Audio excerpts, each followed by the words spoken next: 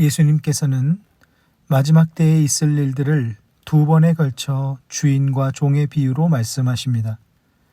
혼인집 주인이 예고 없이 언제 올지 모르니 늘 깨어 있어 대비하라고 말씀하십니다.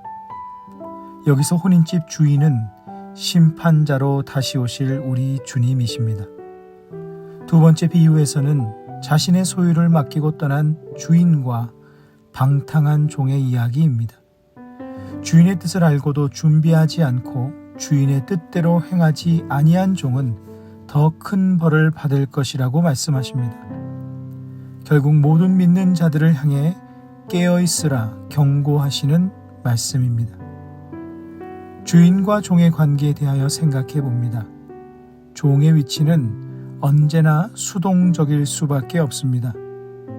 종은 주인의 허락 없이 할 수 있는 것은 거의 없습니다. 본문의 비유에서 종이 적극적으로 할 수 있는 것이라곤 주인의 부여한 역할을 충실히 수행하는 것입니다. 그리고 두 번째 비유에서처럼 욕심을 버리고 방탕하게 행하지 않는 것입니다. 종은 어떤 경우에도 그 삶의 수동성을 벗어나기 어렵습니다. 크리스천 중에도 종처럼 살아가는 사람들이 있습니다. 물론 주님을 섬기는 종, 겸손하여 낮아진 종의 모습은 아름답고 귀한 크리스천의 모습입니다. 그러나 늘 신앙생활에서 수동적 자세를 취하는 크리스천들도 많습니다. 주어지고 맡겨진 분야에서만 주님을 섬기고 그것이 주님을 섬기는 삶의 모습의 전부인 경우가 참 많습니다. 즉 교회에서의 사역 및 정해진 말씀 묵상 및 기도의 시간들을 숙제처럼 완수하는 것이 전부인 이들이 있습니다. 이는 수동적인 크리스천의 모습의 전형적인 모습들입니다. 이 경우 신앙생활의 영역과 비신앙생활의 영역이 따로 구분된 삶을 살기도 합니다. 그러나 주인과 종의 관계가 아닌 주인의 자녀의 관계는 전혀 다릅니다. 더구나 그 기업을 유업으로 받을 자녀라면 결코 수동적인 태도를 취할 수 없습니다. 그 기업이 곧 장차 자신에게 주어질 유업이기 때문입니다. 그러므로 유업으로 받을 준비를 하는 자녀는 어떤 순간에도 수동적인 자세를 취할 수 없으며 취해서도 안 됩니다.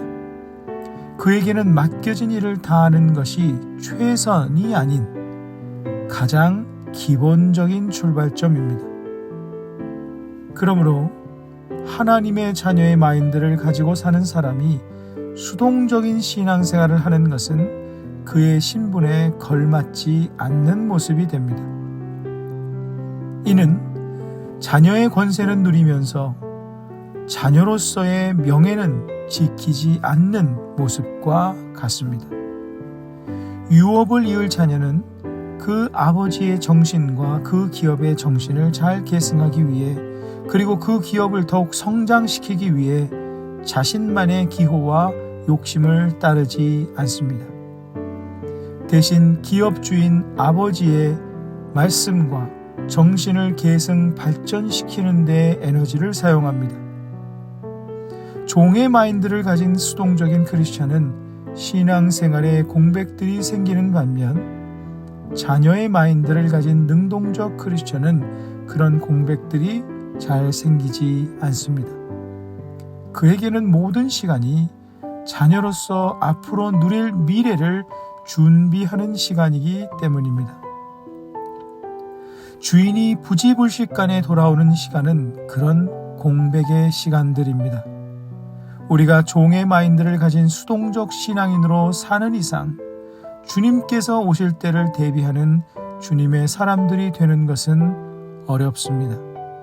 그러나 어느 때라도 오실 주님의 때를 예비할 뿐 아니라 내가 누리고 유업으로 이어갈 하나님 나라를 하나님의 자녀로서 준비하는 능동적 크리스천은 언제 주님께서 오신다고 하더라도 맞이할 수 있는 준비된 자가 될 것입니다.